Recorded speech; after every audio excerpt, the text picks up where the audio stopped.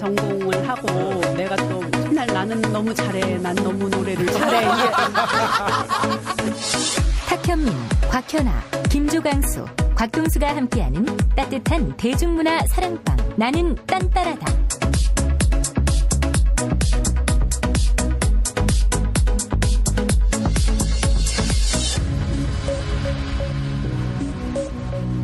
버라이어티 문화 토크쇼 나는 딴따라다 시즌2 세 번째 방송을 시작하겠습니다. 와, 오늘 정말 사람이 많이 왔어요. 네. 엄청 많이 왔어요. 네, 벙커가 꽉 찼어요. 저 맨 뒤에 계단 위까지 사람들 뒤 돌아보지 마세요. 네. 아니, 나는 아까 저기 내려올 때 네. 계단에 사람들이 꽉 있는 거예요. 그래서 아니 뭐 꼼수 얘네들 미국 갔다더니 벌써 온 거야? 네, 오기도 왔어요. 아, 왔어요? 네. 그래서 그쪽에서 뭔가 하고 있는 줄 알고 아, 같은 시간대 잡으면 어떡해. 막 이렇게 생각하고 내려왔는데 이 정숙 씨의 낭낭한 목소리가 들리는 거예요. 그래서 아, 이게 꼼수가 아니고 그럼 딴따라 팬인 거야? 이런 생각이 들더라고요. 네. 네. 구체적으로 얘기하면 우리 정숙 씨 팬들이 그럼 그렇게 봐야죠. 네. 자, 오늘 특별한 손님 모셨습니다. 맞습니다. 예. 네. 어쩌면 퍼스트 레이디가 될 수도 있는 정숙 씨 모셨습니다. 일단 인사부터 듣도록 하겠습니다. 구기동 김정숙 씨. 네. 네, 이렇게 많이 오신 게 제가 왔다라는 이야기를 들으니까 너무너무 감사하네요.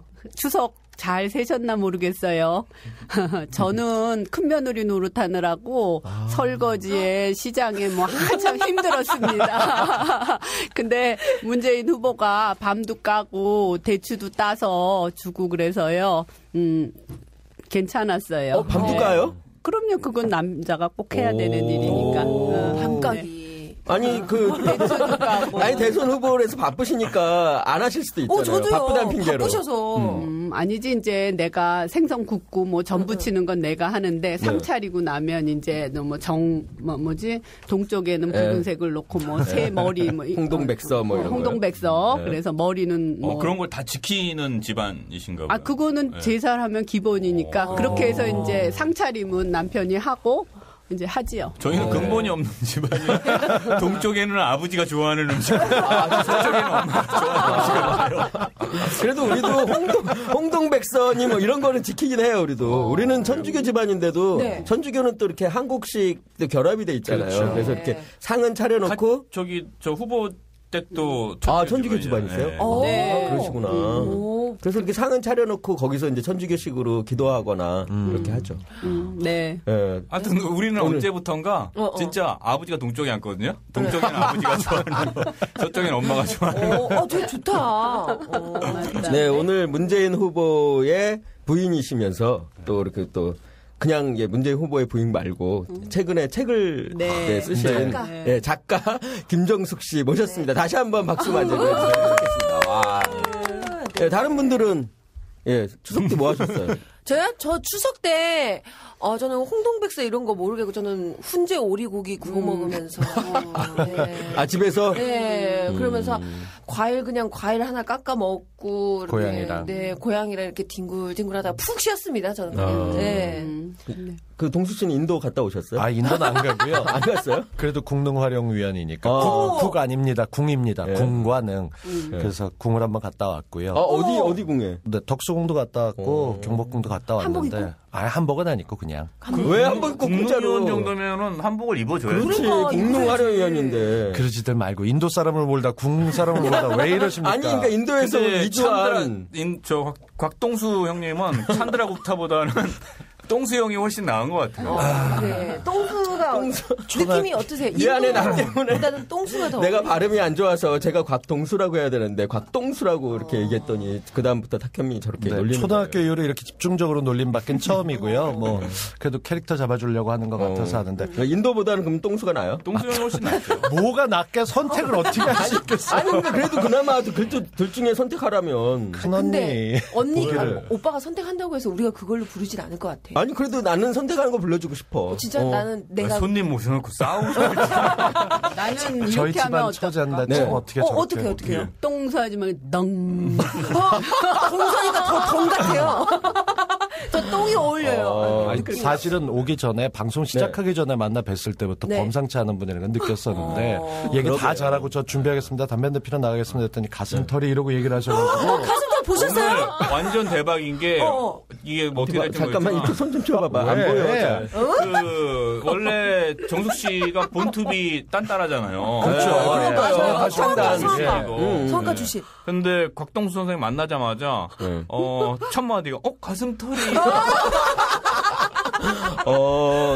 예사롭지 않은 후보께서는 가슴털이 있으신가요? 있으세요? 본 적이 없으니까. 있어요. 갑자기 현아 가슴이 뛴다. 근데 이렇게 멋지게 막 북슬북슬하시잖아요. 숀 코네리처럼 수북한 게 그런 게 아니라 이렇게 꼭 젖꼭지 밑에 딱 하나. 이건 도대체 어떻게 받아야 될지. 정말 젖꼭지 너무 좋아하시죠? 너무 좋아하신다. 너무 소탈하시네요. 네. 그런 거 이렇게 보면 뽑고 싶지 않으시겠어요? 그래서 내가 이제 너무 하니까 뽑아주세요? 하려고 그랬더니 절대로 안 돼. 왜요? 왜? 모르지 자기 마음이지. 삼손처럼 거기서 뭔가 나오는 걸 수도 있어. 그럼 뽑지 내일자 마세요. 신문이 기대되네요.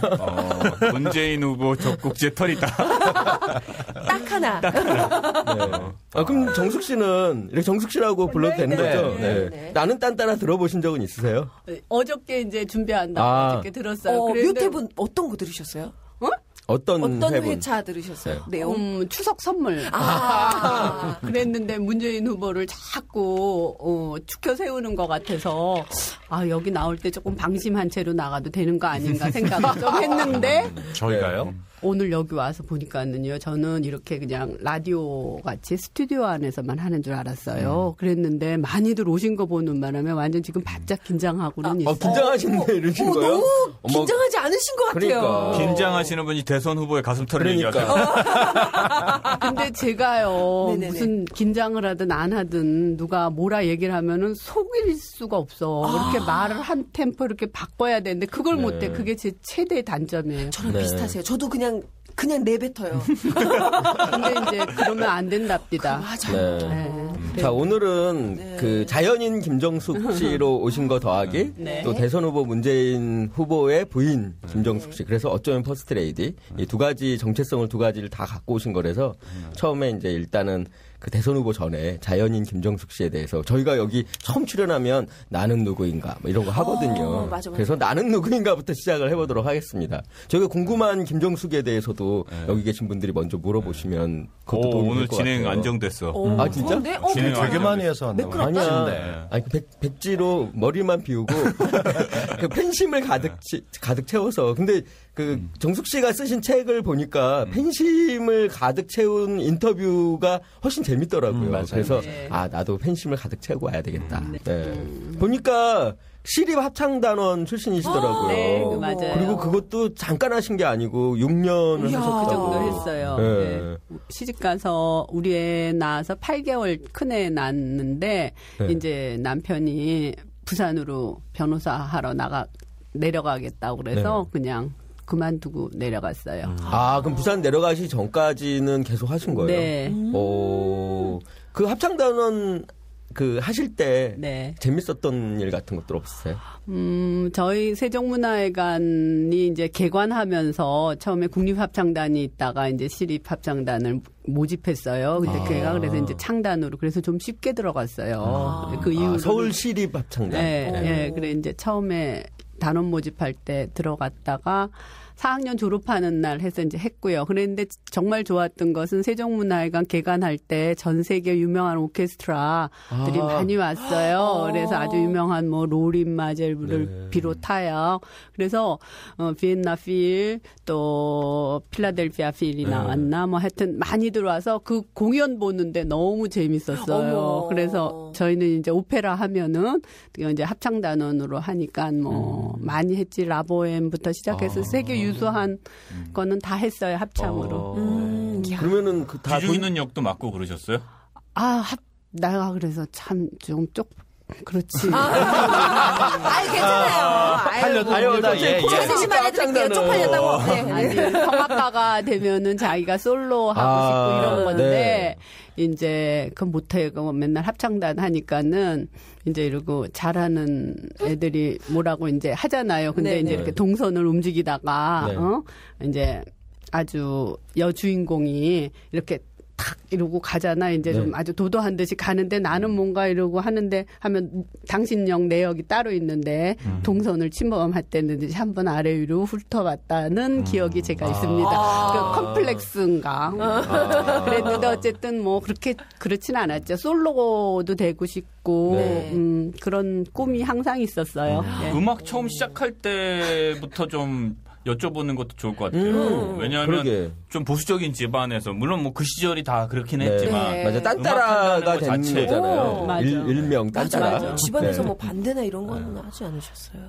왜 시작했는지부터. 그러니까. 한숨이 많은 거. 벌써 한숨부터 나오죠. 아니요. 아니 느껴져요. 근데 이제 중고등학교 다닐 땐 이렇게 성악을 잘했어요. 그래서 학교 무슨 단체 무슨 합창 경연대회나 네. 있고 이러면 제가 항상 지휘도 하고 뭐 이제 항상 우월한 음악에서는 우월한 그걸로 이제 했었는데 고3이 되고 나서 대학을 가야지 되는데 네. 제가 수학 점수가 영 안 좋더라고요. 박현아의 저 웃음. 이해합니다. 그랬는데 네. 그때 서울대학교나 뭐 이대 연대 뭐 이렇게 쭉 있었는데 그때에 서울대학교를 들어가려면 수학을 안 해도 됐어요. 그래가지고 야 수학 안 하면은 뭐 딴 과목은 자신 있다. 노래는 뭐 하면은 선생님이 잘한다 하는데 네. 좀 그래가지고 이제 성악과를 가겠다고 얘기를 이제 음악 선생님이 그렇잖아도 성악과 가라고 해니까는 이제 엄마를 모시고 이제 와서 우리 엄마가 너무 좋다는 거예요. 네가 내 꿈을 이루는구나. 우리 엄마 이제 6.25 전쟁이 나가지고 성악가가 자기는 되고 싶었는데 빨리 결혼을 한 거예요. 그래서 네가 드디어 내 꿈을 이루는구나. 그래서 이제 아버지한테 가서 이제 아이고 여보 얘를 성악가를 보내기로 했어요. 이랬더니 우리 아버지가 갑자기 경로 하시더니 이제 한옥집이었어요. 네. 마당에 나랑 우리 엄마를 불러서 마당 한가운데 세워놓으라고 그러더니 이거 외국 애들이 벌 줄 때 쓰는 방법이네. 그러면서 우리 엄마더러 도대체가 정신이 있냐 없냐 이거 여지껏 정숙하게 잘하는 애를 갖다가 그래서 정숙신데. 그래서 정숙신데. 딴따라를 시키려고 작정을 했구나 애미가 이러면서 네. 그러니까 우리 엄마가 여보 성악가는 딴따라가 아니고요 그랬더니 아니 무대에 앉아서 웃으면서 노래를 하는 거 그게 딴따라지 이래갖고요 계속 벌 세워갖고 저는 이제 너무 그렇더라고 겨울이었거든요 그게 이제 3학년 돼갖고 올라갈 때인데 그래서 저는 추워서 이러고 하다 제 방에 들어갔고 저희 엄마는 한참 벌 섰어요. 아이고. 아니, 야단 맞다가 혼자 들어가시고. 그래도 어떻게 성악가로 이렇게 또 진학을 근데 하셨네요. 그러고 났더니 이제 네. 우리 어머니가 어떻게 우리 아버지 잘 설득하셨겠죠. 그럼요. 근데 이 얘기의 반전은 서울대 떨어지셨어요. 아, 정말요? 이 얘기의 반전은.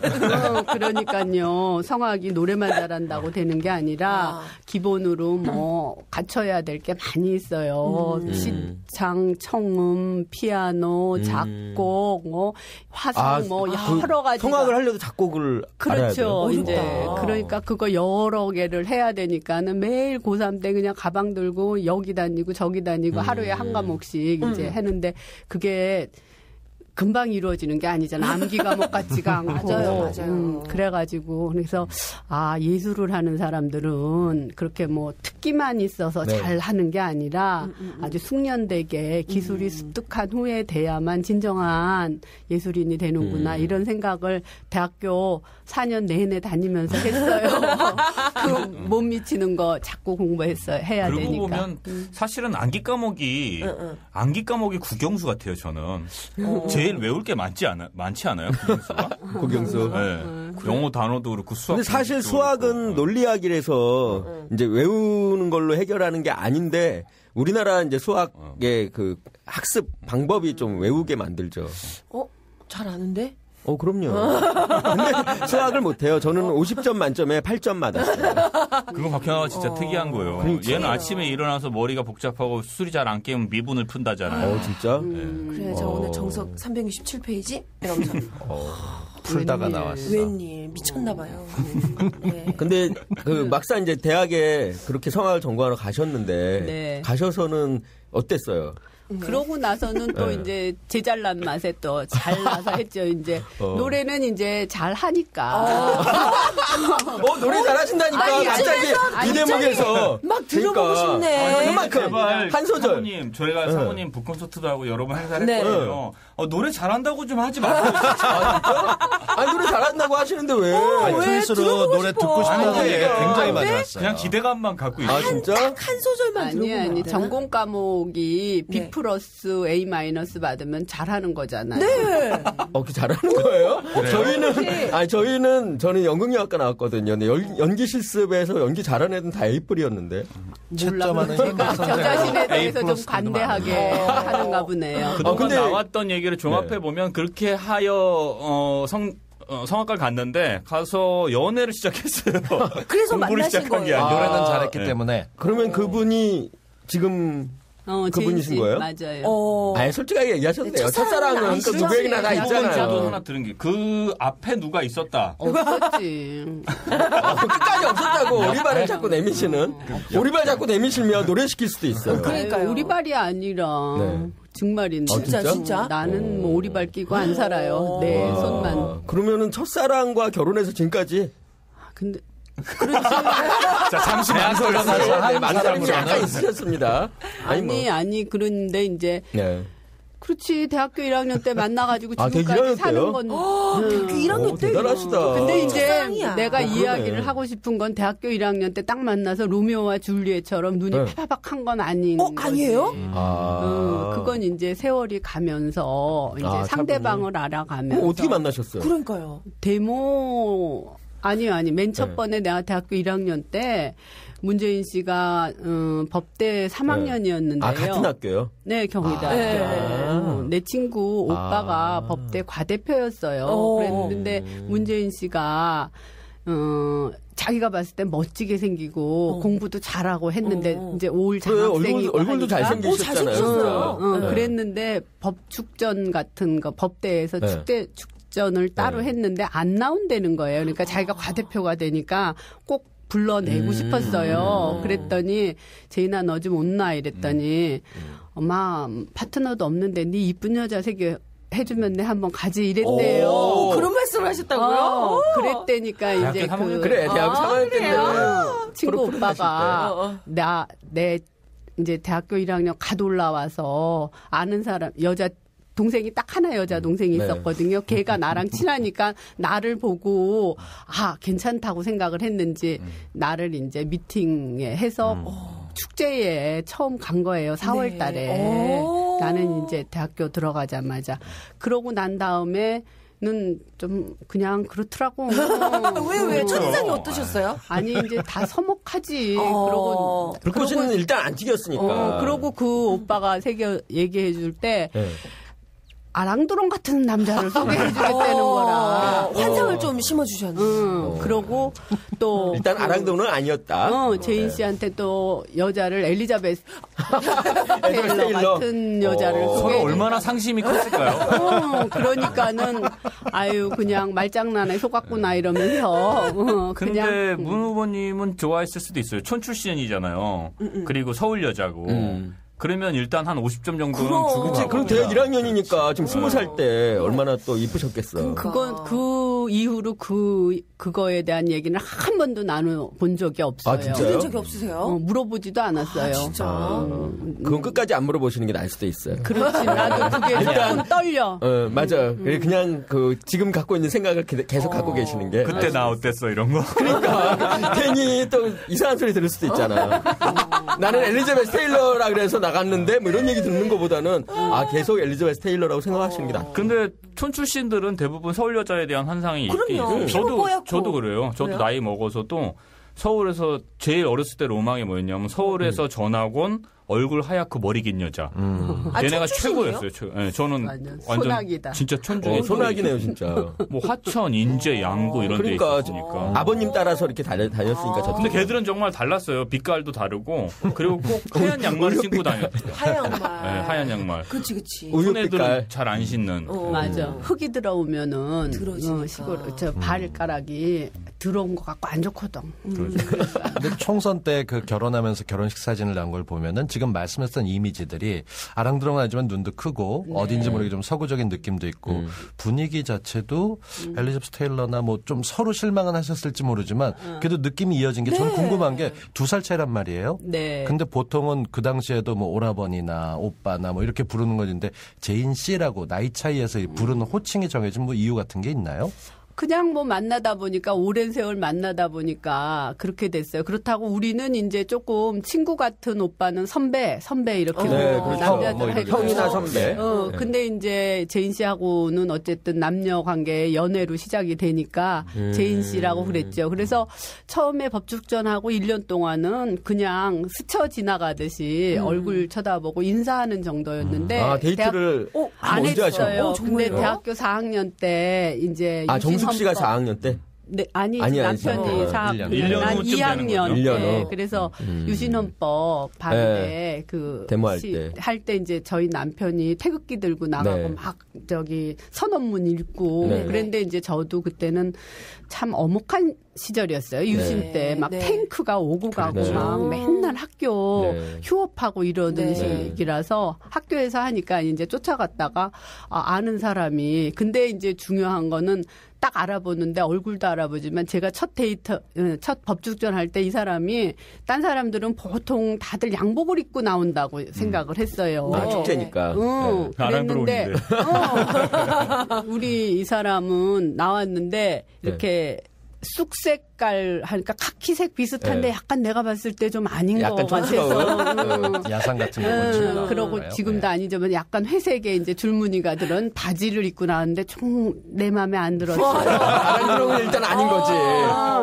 저 아랑드렁이 쑥색 야선 양말에 아니 회색 줄무늬 뭐 이제 그런 거라서 아니었는데 그날 이제 다시 선언문 할 때도 4월 달이었고 5월 달 이거 할 때 보니까 똑같은 그 장화를 입고 아마 그때부터 안 갈아입었을 수도 있어요. 그러더라고요. 그래서 눈에 확 띄면서 또 내 친구가 여자애인데 걔가 이제 또 가서 여성 대표로 또 뭐 유신헌법 반대하고 우리는 나가야 됩니다. 어시자 막 이러고 하니까 내 친구 옆에 있다가 가다 보니까 이제 제인 씨가 체류탄이 확 페퍼포그가 오는데 그대로 땅 밑에 떨어지면서 얼굴로 숨을 쉬는 순간 기절하죠. 그럼 이제 옆에 사람들이 이제 들 것을 갖다가 이제 탁 가서 수도가에 옮겨놔요. 그때 이제 보는데 제인이가 했대 내 친구랑 막 이래. 그래가지고 이제 페퍼포고 막 물수건 닦아줘야 되니까 물로. 물수건이랑 이제 갖고 가서 투쟁 현장에서 만나시는 남편이 눈을 뜨면서 나는 눈 떠서 이제 살았구나 이러고 이제 좀 하다가 다시 이제 재밌잖아 이제 데모하는데 막 경찰은 오고 막 하는데 이제 여긴 스펙타클하죠.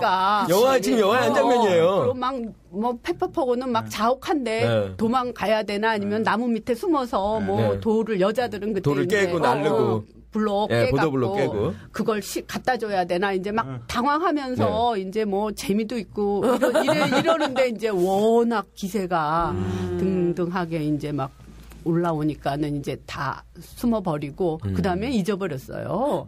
이제 살아났으니까. 그랬는데 내 여자친구 애가 같이 경찰서 유치장에 청량리 경찰서에 같이 이제 유치장에 갇힌 거야. 그랬더니 이제 제인이가 그 여자친구가. 그랬더니 이렇게 말을 못 알아들어. 이해해. 아니야, 지금 야, 많은 건 아니야. 영화처럼 이렇게 막 그림을 그리고 있어가지고. 그랬더니 이제 문재인 씨가 내 친구한테 정숙이 얘기를 하더래요. 그랬더니 이제 그 친구는 여자라서 구류를 4일인가 5일 살고 나왔어요. 그랬더니 또 얘기를 하고 이제 면회를 가잖아. 어떻게 됐니 유치장에. 네 얘기 하더라. 어땠다며. 그래서 이 사람이 나를 알고 있는구나. 이래서 이제 서대문 또 형무소로 이제 갔어요. 이 사람은 이송됐죠. 이제 집회시위법 위반으로. 그래 이제 면회 가고 이러면서 이제 만나게 된 거예요. 야, 이거 한편의 영화 같아요. 그 장면이 진짜 큰언니 얘기대로 영화처럼 딱 떠오르는데 집회 가서 그렇게 쓰러져 본 적 있으세요? 저는 별로 없어요. 저는 체류탄에 되게 강해요. 진짜? 네, 그래서 체류탄 앞에서 이렇게 저는 뭐 이렇게 돌을 잘 못 던져요. 던지기를 못해서 돌을 던지면 앞에 있는 우리 편이 맞으니까 너는 던지지 마라. 이래서 저는 거의 이렇게 깃발 들고 이렇게 서 있고 뭐 구호 외치고 뭐 이런 쪽에서. 똥수형은요? 저는 주로 막 던지고 하는 쪽이었었고요. 근데 꼭 잡혔어. 달리기가 내려가지고 머리가 커서 잡히가 눈에 띄어갖고 눈에 띄어. 잘 잡히고 저는 생겼어. 제가 전대현 마지막 세대잖아요. 9학번이니까. 저는 시청 앞에서 한번 시청 앞이었나? 하여튼 가투를 나가 거리에서 신발을 잊어버렸네? 뛰다가 그런 경우 많지. 신발이 벗겨져가지고. 그래서 바보인 척 했어요. 맞아. 통해. 맞아. 진짜? 어차피 그 체류탄 쏘니까 눈물 나고 콧물 나고 이러거든요. 신발은 하나 없고. 경찰들은 막 왔다 갔다 하고 그래서 계속 머리 긁으면서.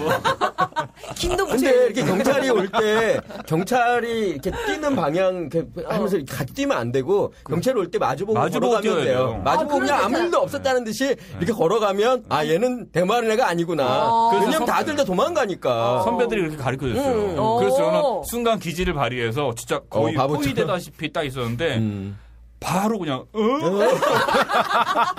괜찮은데? 나도 그랬지. 정말요? 그때는 이제 부산 60 항쟁 2월 10일 항쟁 때에는 그때는 변호사였어요 남편이. 네. 60 항쟁 때. 노무현 대통령님이랑 김광일 변호사 이제 해갖고 프랭카드 하고선 부산에서 시위하는데 우리 집에 갑자기 큰 형사들이 다가와갖고. 빨래, 이제 애들 어린애 놓고 빨래하고 있는데, 영감님이 남포동에, 시위를 하고 있는데, 사모님 이러고 계시면 됩니까? 영감님을 모시고 와야죠. 말리라. 그래고 났는데, 하여튼, 영감님이 오겠어요. 맨날 시위 현장에 같이 다니면서. 6월 항쟁 때니까요. 6월 항쟁 때. 그래서 이제 저도요, 이제, 남편은 여기저기 있는데, 그래서 뉴스를 듣고 있다가, 어디에 시위대가 직결했습니다. 그러면 이제, 쫓아가는 거야. 어떻게 되는지를 알아야지 이제 얘기가 되니까. 애들은요? 애들은 이제 맡기고 갔어 이제 남포동에를 갔는데 남편이 쫙 땅바닥에 이제 정자하고 이제 사람들이 쫙 있어요. 그러고 나서 또 페퍼포구를 쏘고 막 다시 또 그때는 이제 페퍼포구도 몽둥이 등장했습니다. 들고 오는 거예요. 그러면은 흩어지거든요. 근데 저는 이제 그렇게 시위를 많이 이렇게 하지는 않았으니까 사람들이 가는데 우 가다가 혼자 고립무원이 됐는데 남포동 시장가예요. 그래가지고 딱 앉았는데 이만한 경찰들이 와서 곤봉으로 막 때리려고 이러는 순간 똑같이 아저씨 나는 지금 남포동에 시장 보러 왔는데 시위대가 이래서 나 오도가도 못하고 아저씨 나 어디로 가야 목소리 지금 이랬다니까요. 성냥 몽둥이가 싹 들어가겠네요. 조금 있으면 성냥팔이 코스프레. 오키. 아니 나는 오키 같아. 오키 코스프레. 그래가지고 그랬더니 그 사람들이 나를 이러고 보더니 뭐 여기에다가 방독면도 안 썼겠다. 방독면이 아니고 이거 마스크도 안 했겠다. 전문 시위꾼이 아니구나. 그래서 한 거지. 그러니까는 이런데 왜 나요? 어서 가요, 어서. 이래. 그래서 네 이러면서 가는데 그 다음부터는 너무 무섭더라고. 무섭죠. 저는 이제 얘기를 들으니까 그 로버트 레드포드하고 그 저기 누구지? 갑자기 이름이 생각이 안 나는 거야. 추억이란 영화가 있어요. 바바라 스트라이젠드 나오는. 그 영화가 막 생각이 나요. 그 영화도 이렇게 반전 시위하면서 이렇게 만나 사랑하고 뭐 그런 얘기잖아요. 그래서 이게 그 정숙 씨와 그 제인 씨의 러브 스토리가 이게 해피엔딩으로 잘 엮어지면 나중에 한 편의 영화가 될 것 같아요. 정말. 유신반대 잘 엮어졌잖아. 아니 남았기 때문에 마지막에 해피엔딩은 어떨지 모르니까. 그런 이야기를 끝까지 갑니다. 끝까지 사랑을 끝까지 해피엔딩이라고 믿고 계시는 우리 정숙 씨. 관심이 없나 하고 있는데 안 놓치시네요. 그러니까 안 놓치시는데요. 근데 저는 얘기 듣다가 이제 잠깐 이제 빠졌지만 그 성악가로서 이렇게 꿈이 있으셨는데 이제 결혼하시면서 결혼하기 전에는 합창단원으로 이제 뭔가 자기 꿈을 이렇게 이뤄가시다가 결혼하시면서 부산으로 내려가실 때 이렇게 접었단 말이죠. 맞아요. 그때 좀 안타까우시진 않으셨어요? 그때도 이제 또 이제 합창단에서도 이제 큰 대곡들을 할 때는 솔로들이 있어요. 이제 그러면은 나는 보니까는 솔리스트가 안 되는 거야. 6년을 했지만 그냥 합창만 하고 뒤에서 있어야 되겠더라고. 그렇게 뭐 소리가 그렇게 파워풀한 것도 아니고 뭐 그러더라고요. 그러니까 기량도 그렇게 없었겠지. 노래는 잘했지만. 근데 이제 전체적인 걸로 원체 시립합창단원들이 다 잘하는 사람들이니까요. 네. 그래서 항상 이제 좀 그러던 차에 남편이 이제 변호사가 돼서 부산으로 내려가는데 뜻이 있더라고요. 그래서 네. 뭐 여기 평생 있어봤자 그냥 합창단원으로 나이는 이제 30도 넘어서 훌쩍인데 그래서 아무 미련 없이 그냥 내려갔어요. 그러면서 이제 꿈은 있었어요. 내려가서 부산에 가서 대학원을 들어가든지 아니면 좀 더 활동 애를 빨리 낳고 얘가 하니까는 부산에서 활동하겠다. 부산에서 그럼 활동할 영역이 서울보다는 좀 많다고 그러더라고요. 그래서 그럼 한번 해봐야지 되겠다. 다른 길을. 그래 이제 내려갔는데 제가 애를 연년생을 낳았어요. 왜냐하면 빨리 애를 낳고 키우고 난 다음에 빨리 키우고 그랬는데 애한테 발목이 잡히고 이제 근데 이제 남편도 그만큼 변호사라고 하니까 젊은 부인네로서 남편이 변호사다. 그런데도 또 그렇게 나쁜 변호사는 아니고 인권을 위해서 하니까 자부심도 있고. 자부심 있죠. 그래서 이제 이거를 접었거든요. 네. 그랬는데 이제 저희 남편은 사실 저한테 좀 미안해해요. 그러겠죠. 전공을 하고 내가 또 맨날 나는 너무 잘해. 난 너무 노래를 잘해. 아니 말에도 그런 게 이렇게 어떤 나와요. 이런 단어 잘 안 쓰거든요. 우월하다 이런 거. 우월하다. 나는 이제 잘했다고 얘기를 했는데 당신 때문에 이제 그렇잖아. 자기가 부산애를 멀쩡히 직장을 잘 다니는 그러니까요. 부산만 안 내려갔어도 부산을 내리고 오니까 자기가 좀 미안했겠지. 계속 미안한 마음이 있었어요. 그래서 한 아기 낳고 우리 둘째 낳고 한 3년 4년 때까지는 으름장을 놨어요. 좀 잘못하고 그러면 내가 여기 누구 때문에 내 전공을 다 버리고 여기까지 왔는 줄 아냐. 낯선 도시에. 나도 창창한 꿈이 있었다. 이러면서 저희 사실 미련 없이 오셨는데 속은 이제 그런 갈등이 있었죠. 네. 그랬더니 저희 남편이 상당히 미안해하고 그러면서 그래 그런 게 있었어요. 그랬는데 그런 다음부터 흐지부지 없어졌죠. 그게 편안하더라고요 또. 서울 가자고 이렇게 막 꼬시거나 그러지는 않으셨어요? 그런 얘기는 할 수가 없었어요. 어머님이 장남인데 부산에 계셨고 부산이라는 지역에서 저희가 민변이나 인권 활동을 하는 변호사로서 유일했고 젊었고 그 구심점이 노무현 대통령님도 계셨고 문재인 씨 우리 사무실에서 거의 다 이루어졌기 때문에 그래서 문재인 씨가 아마 그때 전두환 노태우 시절에 시국 사건, 노동 문제 이런 거에선 전국에서 수임한 거가 제일 많았어요. 왜냐하면 서울에는 인권 변호사가 많은데 부산에 별로 없으니까. 거의. 제가 정숙지를 이렇게 한 1년 정도 이제 벌써 그렇게 됐네요. 1년 정도 이렇게 뵈면서 느끼는 거는 되게 이렇게 그 당시로선 흔치 않은 자기 캐릭터가 있는 예술적 기질이 있는 전문가 여성의 느낌이 있고 또 한쪽 편에는 이렇게 모든 걸 접고 그냥 정숙한 현모양처 이 기질이 아주 뒤섞여 있는 아주 묘한 캐릭터세요. 그러면서도 방송이나 이렇게 얘기하다 보면 굉장히 매력적으로 느끼게 툭툭 던지는 것 같지만 쉴 새 없이 깔때기가 들어가는데 밉지 않을 깔때기도 나오고 그러면서도 또 올라갔다 갑자기 약한 면으로 그렇게 잘하진 않았고 솔리스트감은 아니었고 이랬고 밀고 땡기를 굉장히 잘해요. 그러게요. 그러니까 이런 정수 같은 캐릭터 연애를 잘하는 캐릭터죠. 맞아요. 밀당을 잘하시니까. 밀당을 잘하시는? 정말요? 전혀 아니지. 문재인을 꼬셨잖아. 그럼 잠깐만 여기서 꼬셨다는 얘기가 나오니까 그러면 문 후보가 먼저 대시했어요? 아니면 정숙 씨가 먼저 대시했어요? 우리는 이제 모르겠어요. 그게 내가 좋아했는지 그 사람이 먼저 좋아했는지. 근데 아까 이야기했듯이 어느 한 텀을 지나서 이렇게 이제 절박한 상황들에서 한 번씩 만나잖아요.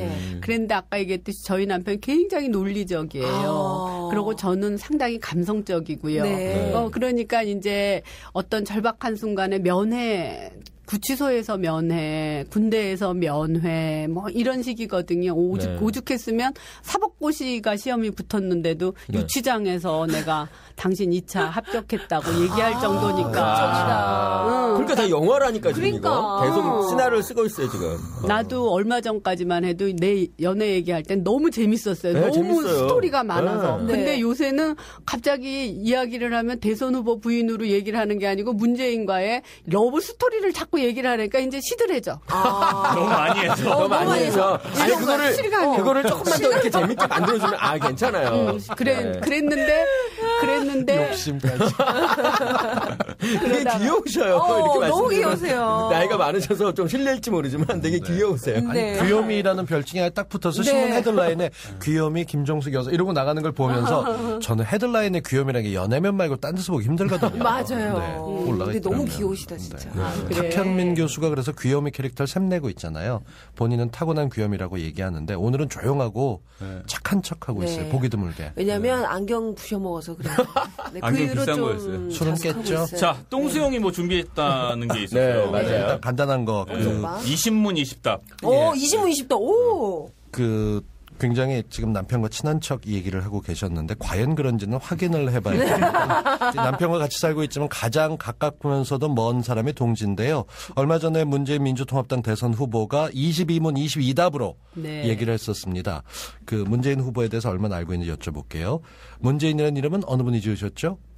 아버님이 지었어요. 그 제자 돌림이 있을 제자거든요. 그게 이제 학렬에 있어서 제자로 쭉 해서. 뭐 생년월일 띠는 잘 알고 계시죠? 잠깐만 지금 막 찌조하는. 아니 이거를 똥수영 정답 서로 스피디하게 퀴즈 짧게 이렇게 한번 해보죠. 생년월일 띠는요? 용띠고 1953년생이에요. 네, 정답. 혈액형은 B형. 네, 정답. B형 키는 남자. 173. 예, 여기 172라고 되어 있습니다. 1cm가 줄었다 늘었다 하시는 거군요. 네.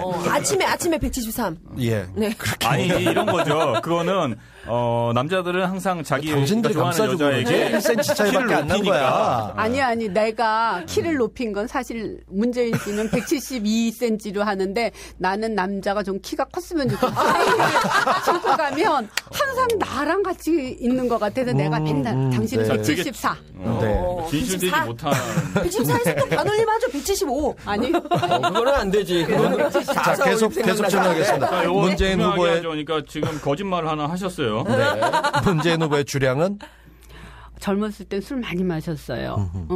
제가 술 배운 것도 남편 때문에 배웠어요.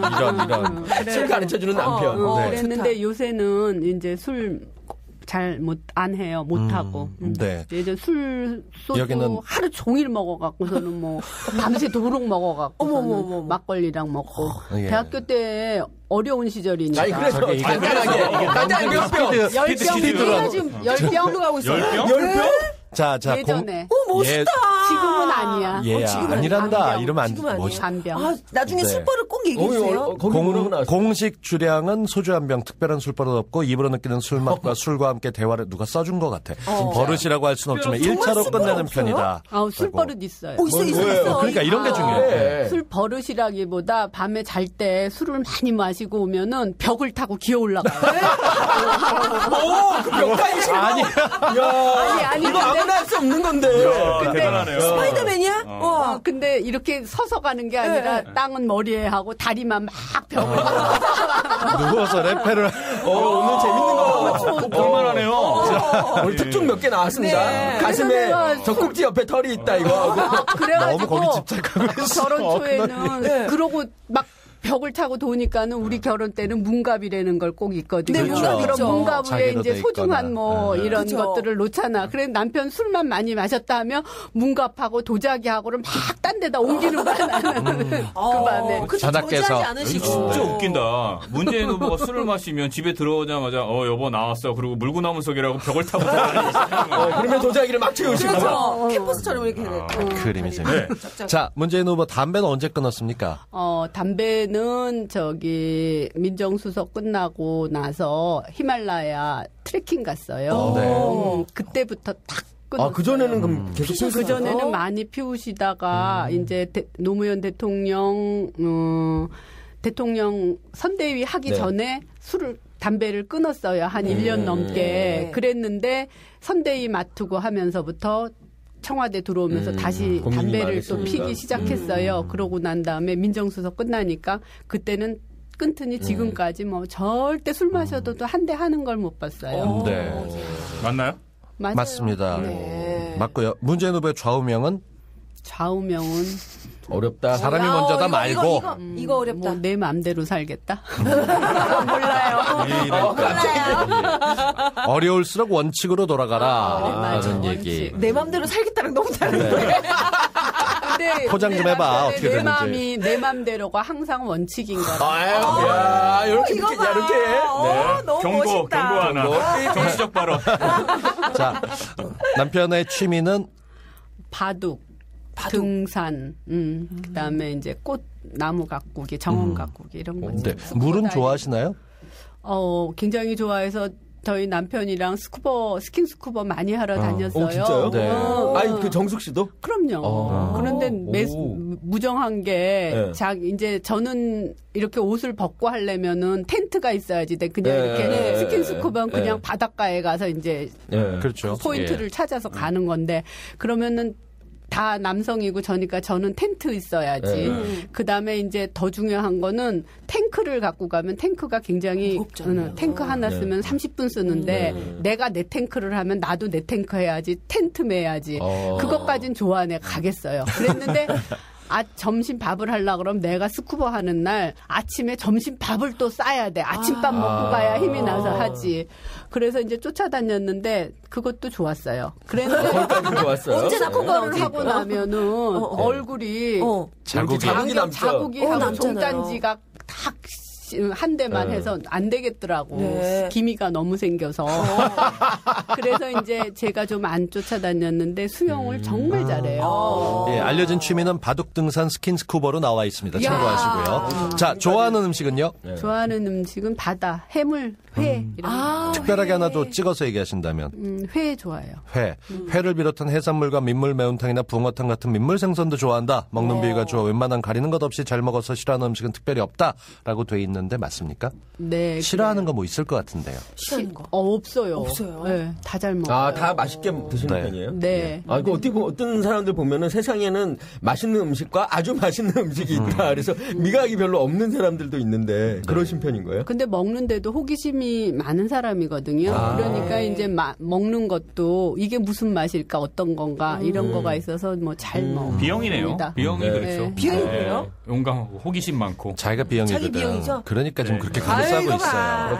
근데 저 궁금한 게 그 정숙 씨는 혈액형이 저는 A형이에요. A형. 네. 전혀 A형 같지 않게 지금 얘기하고 계세요. O형 같이 얘기하시거나 B형 같기도 하고. 네. 자, 문재인 후보는 본인이 잘생겼다고 생각하고 있나요? 그렇게 뭐 얼굴에 못생겼다라는 생각은 안 하는 것 같아요. 잘생기셨어요. 눈이 참 이쁘신 것 같아요. 내가 우리 남편 눈빛 너무 좋아요. 알랑들렁은 아니었지만 눈빛에. 눈이 참 이쁘세요. 근데 그게 함정이 있어요. 왜요? 대선 경선 토론할 때 질문을 하는데 다른 후보들은 다 앞에서 긴장해 있어요. 그때 4명의 민주당 후보가 있는데 갑자기 앞으로 걸어오시면서 눈을 딱 마주치는데 독하게 무섭게라는 송호청 의원의 질문이 머릿속에 있는데 머리가 멍해지는 거예요. 말끝이 흐려지니까 그 얼굴을 마주댔을 때 그 포스가 좀 있죠. 옆에서 몇십 년 봐오셨으니까. 그럼요. 그런 게 매력이죠. 아직도 너무 좋은 티를 내셔서 보이는 라디오였어야 돼. 그러니까, 그게 매력이죠 하고서는 이렇게 포즈를 취하셨는데 어깨를 너무 이렇게 찡긋 이렇게 하셨어요. 귀염이 인증을 해줘요. 무슨 스피드 퀴즈가 이렇게 느려. 나도 질문하고 싶은데 이제 2개만 더 하고 끝내보겠습니다. 네, 즐겨보는 TV 프로는? 요새는 뉴스 제외하고 나면 하고 나면은 같이 TV 보신 적 없으시죠? 내셔널 지오그래픽이나 이런 것들 좋아해요. 네. 다큐멘터리. 정답입니까? 네, 정답이고요. 하나만 더 여쭤볼게요. 하나만. 자녀 교육 방침은? 믿고 신뢰하는 거지요. 본인의 의사를 존중한다. 근데 그게 경상도 남자분이 쉽지 그렇게 않은데. 결정 내리기 쉽지 않은데 뭐 부인한테 모두 맡긴다. 알아서 해라. 내는 모른다. 아니면 이런 거 하지 아까처럼 않았을까요? 벌 세운다. 마당에. 마당에 벌 세운다도 있잖아. 근데 아마 그랬던 것 같아요. 이제 남편이 이북에서 피난와 갖고 어려운 시절을 많이 살았거든요. 네. 자기 하고 싶은 것도 장남이니까 부모님 어려운 거 보고 이러다 보니까 이제 자기를 많이 절제하고 제어하고 이런 빨리 성숙했지요. 그러다 보니까 우리 애들은 뭐든지 다 해주고 싶었을 거예요. 이제 그런데 이제 어떤 그 선에서는 항상 그래서 어쩌면은 너무 뭐든지 다 들어줘서 제가 많이 뭐라 했어요. 결국은 애들은 남편 편이고 저는 오로지 그렇죠. 혼자만. 중간에 또 악역은 한 명 있어야 되니까. 대신 남편이 사모님 편이잖아요. 그런 거예요? 근데 표정이 좀 말이 말씀을 안 하시는데 말이 바로 안 직답은 안 나오죠? 날카롭기도 하지. 그래, 네. 우리 남편은 우리 애들이랑 문제가 일어나면 항상 애들 편이에요, 나보다. 네. 내가 너무 욕심이 많다고. 애들한테 너무 강요한다고. 그럴 땐 섭섭하지 않으세요? 아이 키우다 보면 그래도 그렇지 섭섭할 때 있을 텐데. 섭섭함을 넘어서 싸우지. 어떻게든 싸움을 좀 붙여보려고 하는데 지금 계속 실패하고 네, 있어요. 안 되고 있습니다. 그러니까 정수 형은 그게 진짜 너무 붙이고 싶은 것 같아요. 오늘 자기가 맡은 역할이야. 너무 화가 났어. 아니 얼마 전에 기사를 보니까 지금 전에 프랑스 퍼스트레이디였던 사람이 미셸 오바마를 만나서 실제 사는 건 어때요? 그랬더니 아우 지옥이 따로 없어요. 끔찍해요라는 걸 자서전에 써가지고 지금 오바마 재선에도 문제가 좀 생기거나 부르니 그랬어요? 예, 그런 얘기가 나왔었는데 실제로 부부라는 게 같이 살다 보면 좋기도 하지만 보이는 것까지 드문데 이게 연기가 아니라 좀 자연스럽게 계속 주변에서 보면 너무 닭살스럽다 고마워라 이러지 않나요? 부인은 그럴 수밖에 없어요. 남편이 사르코지잖아. 얼마나 힘들었겠어. 얼마나 힘들었겠어요. 저라면 죽고 싶었을 거예요. 네, 지금까지 자연인 김정숙 씨의 매력 혹은 또 꿈, 그리고 지금까지 살아오신 것, 그리고 이런 얘기 이제 나눠봤고요. 잠시 쉬었다가 2부에서 어쩌면 퍼스트레이디 김정숙 씨에 대해서 얘기해 보도록 하겠습니다. 내 개성대로, 내 열정대로 펼치는 세상. 나는 딴따라다. 나는 딴따라다 시즌2 3회 2부 시작하겠습니다. 네, 2부 시작하기에 앞서서 잠깐 안내 말씀 드리면요. 원래 오늘 정숙 씨 말고도 또 어쩌면 퍼스트 레이디 다른 분을 모셔보려고 했었어요. 그렇죠. 네, 그래서 우리가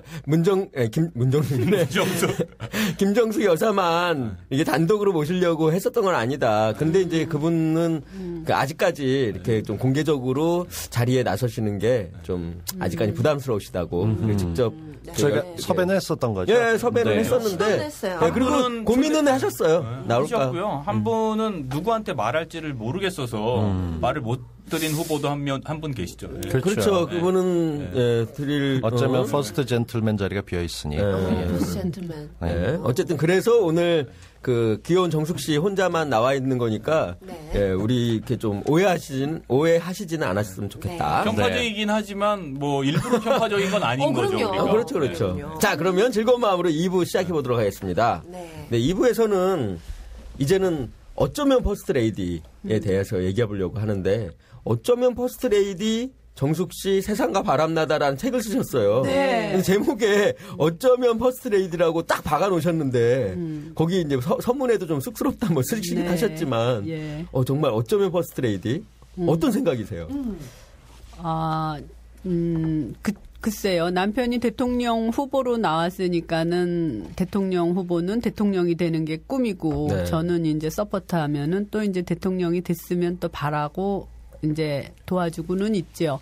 그랬는데 그 시기가 물론 내가 이 책을 쓴 거는 남편을 도와주기 위해서 했어요. 이제 남편이 원체 원칙적이고 또 원체 이제 논리적이고 그리고 원체 또 재미가 없고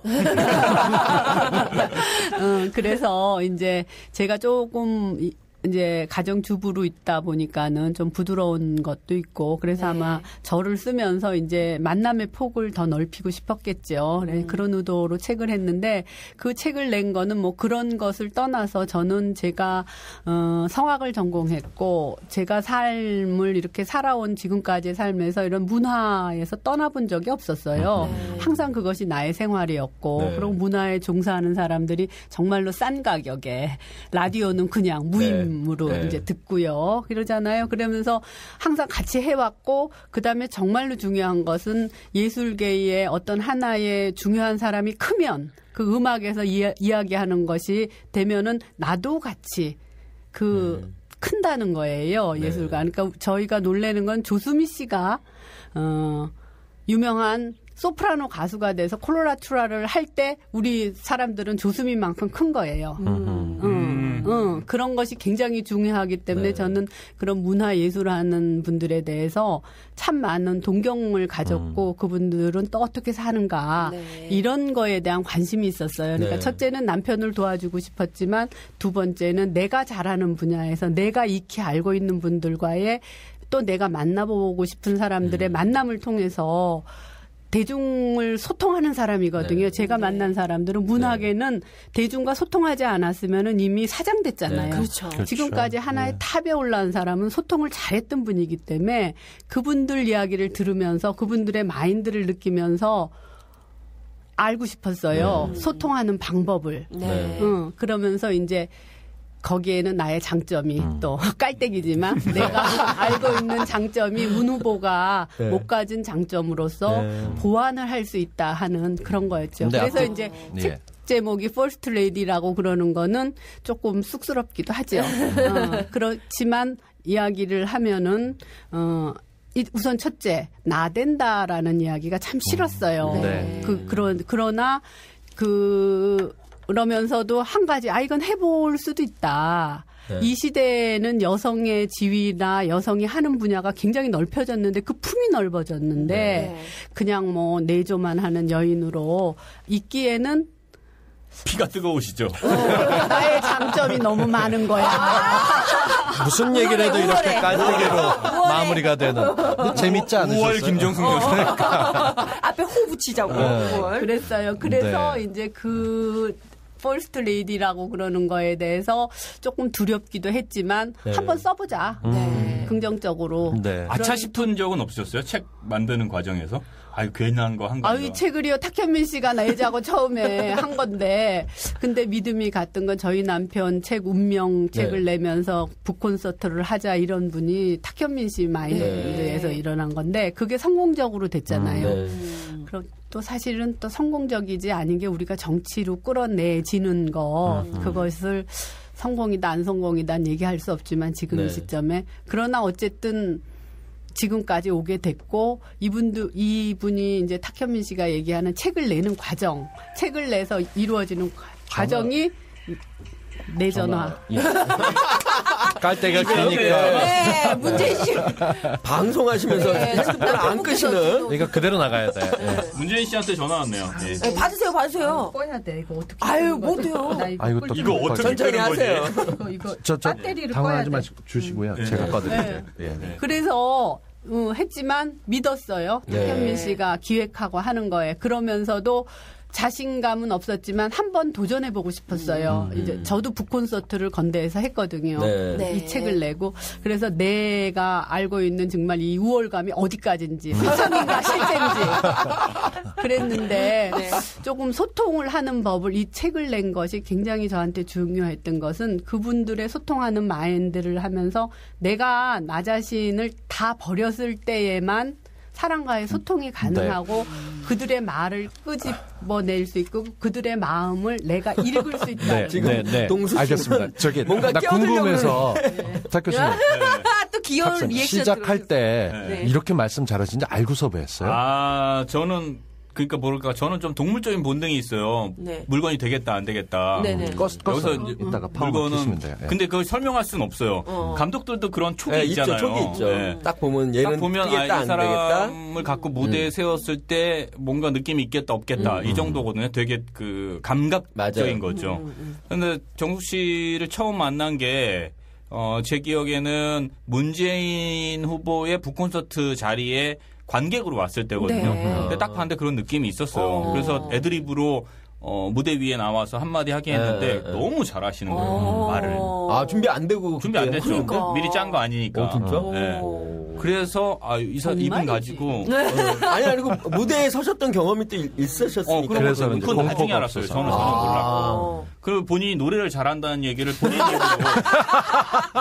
하셔서 제가 또 아무래도 공연 기획자니까 공연 출연하는 사람이니까 여기에 노래까지 잘하면 되겠다 해서 노래를 시켜봤는데 노래는 하지 마세요. 그랬었죠. 아, 그러셨구나. 현아 씨 책 다 읽었어요? 저 죄송한데 오늘 사가지고.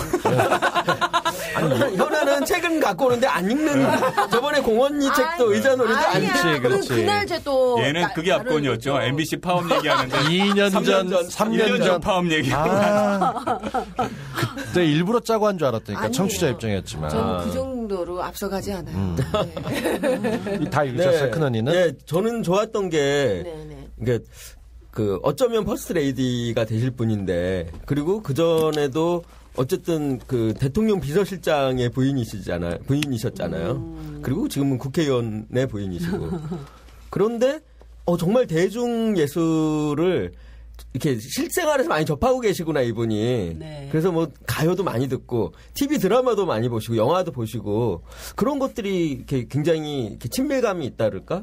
그래서 그게 보니까 팬심으로 이렇게 인터뷰하시는 게 막 보이는 사심이 거예요. 그득그득 보일 때가 있어요. 그게 그러니까 내가 그 대중 예술인들을 만나서 이 책에다가 이 김에 폭을 좀 넓히려고 이 사람들을 만나는 건지 아니면 정말 만나고 싶은 사람을 만나는 건지가 느껴지는 거예요. 그 김상중 씨 만났을 때 드라마 봤다는 얘기하면서 이 볼이 빨개했을 거라는 게 느껴지고. 김상중 씨 만났을 때 제가 옆에 있었거든요. 네. 어떠셨어요? 뭐랄까 팬미팅 같았어요. 그렇죠. 아예 그게 원고에도 나와 있고. 생각나셔서 좋아하고 계시는데. 김중만 작가 만났을 때도 글 보면서 얘기하거나 맞아. 포스가 있는 분이니까 옆에서 글도 느껴져. 주로 남자 만났을 때 그런 얘기도 했고. 이은미 씨. 아니야, 은미 씨 만났을 그렇지, 때는, 이은미 씨 만났을 때는 또 맞아요. 여자인데도. 네. 근데 놀라운 건 뭐냐면요. 네. 이게 그 음악이든 뭐 이를테면 김중만 씨든 이은미 씨든 김상중 씨든 한 분야의 일가를 그렇죠. 이룬 사람들이잖아요. 그러니까 서로 대화할 때 한쪽이 제대로 이해하고 있지 못하면 인터뷰가 되게 맥이 그렇죠. 빠지고 그러니까요. 네. 힘들어지고 네. 또 상대가 짜증을 내요. 왜냐하면 상대는 항상 인터뷰를 많이 하는 사람들이니까. 근데 놀라운 건 거의 다 알고 계세요. 특히 김중만 씨 같은 경우에는 어떤 작품을 언제 찍었고 좋아하는 작품도 따로 있고 네. 이런 기본적인 소양이 있으시더라고요. 네. 그걸 누가 챙겨서 옆에서 서포팅을 해서 준비를 해서 가신 그건 저는 거예요? 모르죠. 아니면 네, 어떻게 하셨어요? 네. 이제 참 이게 전국이 네. 이제 고르게 발전돼야 된다라는 거를 제가 부산에 내려가면서 알았어요. 네. 제가 30년 전에 서울에서 부산에 내려갔을 때 그 차이는 상당히 많이 있었거든요. 네. 그랬는데 남편이 청와대에 올라오게 되면서 30년 후에 왔는데 그러고 난 다음에 5년 후에 다시 부산을 내려갔는데 그 차이는 예전보다 더 그 폭이 큰 거예요. 네. 그랬는데 그것은 어떤 이렇게 느껴지는 폭이 아니라 문화, 감각. 그러면은 아까 얘기했잖아요. 문화라고 그러는 건 사람을 키운다고. 네. 사람의 마인드를. 그러는데 그것이 머물러 있을 때 그 차이가 서울과 지역 간의 차이가 굉장히 많이 나는 거를 제가 느꼈어요. 네. 그래 이제 처음에 부산에 내려가면서부터 특히 저희 남편이 이런 거는 잘 아는데 감성적으로 훈련이 안 된 사람이야. 감성을 이렇게 있으면 표현을 할 줄 아는 게 감성인데 경상도 너무 남자분 쑥스러워하고 묵자, 자자, 많아. 그것을 어떻게 자기를 표현해내는 게 네. 쑥스러워하고 그러더라고요. 네. 그러기 위해서는 소리를 많이 들어야 되겠고 그다음에 작품을 많이 봐야 되겠고 그건 이제 애들 교육시키면서도 같이 따라서 하는 거라 생각해서 제가 남편을 데리고 중요한 것들은 전시회나 있으면은 이제 월차로 이제 신문에 나오잖아요. 네. 그러면 이제 몇 개씩은 꼭 가야 될 거 아니면 안 가도 되는 거 이래서 쭉 같이 교양을 채워주셨군요. 예, 해서 이제 남편이 자기 감성을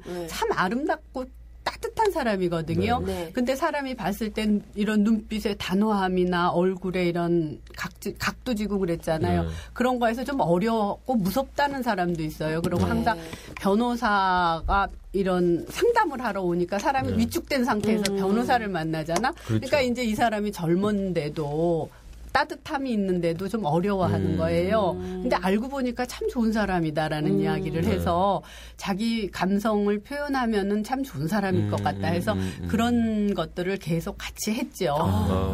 너무 그러다 잘하셨다. 보니까 이제 제가 서울에 왔을 때도 이제 이런 걸 보고 듣고 전시회를 가고 했을 때 남편도 잘 알고 저도 잘 알고 있었고 다만 이제 이 인터뷰를 하면서 제가 굉장히 두려웠던 것은 인터뷰를 그 사람의 말을 아까 끌어내기 위해서는 어느 정도의 수준을 가지고 있어야 되잖아요. 그래서 제가 30년 동안에 주부로 살면서 철학이 좀 없지 않았나, 너무 단편적으로 흐르지 않나 이런 것을 제일 꺼려 했는데 글쎄 그냥 제가 인터뷰하고 제가 가지고 있는 것만큼만 책에 써져 있었겠죠. 더 그분들은 더 좋은 얘기를 하실 수도 있었지만 근데 이제 이 책을 본 분들이 그냥 수준이 그냥 그만은 했다라는 표현을 해서 상처를 받으셨구나. 아니 그래서 이분들 정말 일가를 이루고 있는 이분들한테 내가 예의에 벗어난 짓은 안 한 거 아니겠는가 하는 조금의 안도감은 느꼈습니다. 이 책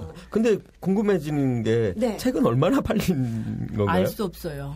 아직 알 수 없어요? 아직 정산이 안 돼서. 정산도 안 하고. 따끈따끈한 책이죠. 아니 근데 저는 광화문 교보 지점 가서 샀어요.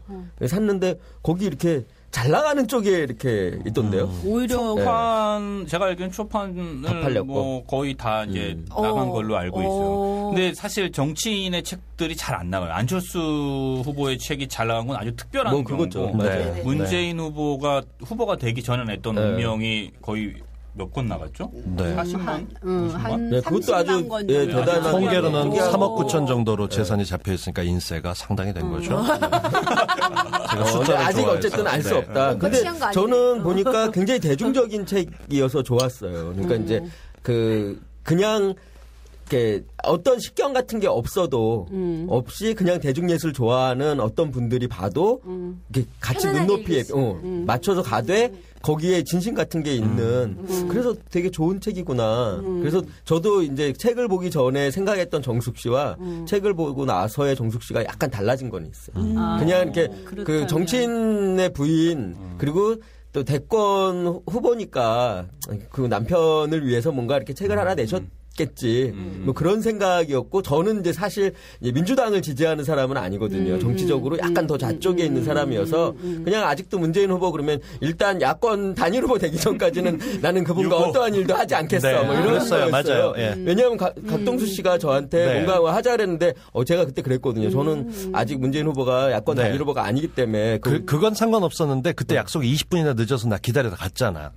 문재인 후보 간담회를 블로그 간담회를 할 때 현아는 만나본 적은 없지만 전화를 했고 탁 교수 말고 그다음에 주진우 기자가 얘기를 해줬었나 뭐 이렇게 여럿이 얘기해 줬는데 감독님 기다리면서 난 사인 받으려고 책도 갖고 왔었는데 20분 터널에서 기다려가지고 니들 약속 깨진 걸 여기서 얘기하고 그래요. 근데 어쨌든 그래서 그냥 그 대선 후보를 대선 후보를 위해서 일하는 부인의 어떤 책, 뭐 이런 선입견 같은 게 좀 있었어요. 근데 보니까 되게 소탈하시면서도 저는 이제 그 깊이가 뭐 이렇게 대단한 철학적 깊이가 없다고 해서 이렇게 좀 부끄럽지 않으실까 얘기하셨는데 저는 그 정도 깊이도 이렇게 별로 본 적이 별로 없어요. 사실은. 다른 인터뷰 집에서. 근데 사실은 굉장히 들으면서 기분이 좋거나 흐뭇하기도 했던 게 살면서 우리가 내 철학이 어떻다든가 깊이가 어떻다든가 이런 걸 별로 점검을 안 해보거든요. 맞아요. 근데 어떤 자리에 가더라도 내가 이걸 잘할 수 있을까에 매몰되다 보면 그것만 떼우고 나가려고 하는데 근본을 파고 들어가시면서 이렇게 하시는 거 은근히 지금 사람들이 그걸 느낄 거다라고 생각하고